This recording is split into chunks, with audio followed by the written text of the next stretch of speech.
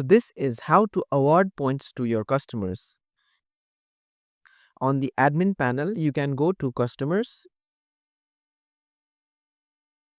select your store, search for the customer, and award points manually. You have successfully awarded points manually from admin. How to award points from subadmin? On the admin panel, you can visit your subadmin by pressing on visit outlet or visit subadmin on the right side. Enter your PIN. There are 4 ways the staff or the subadmin can provide points to the customers.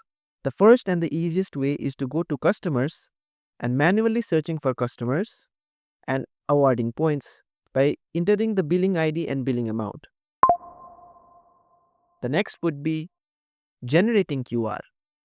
By filling in the billing ID and billing amount, your customers can scan this QR from the customer's app and receive points.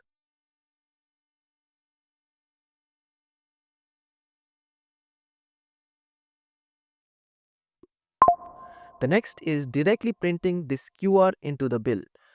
Your subadmin can press on print QR, enter the details, and print the loyalty QR directly onto the bill.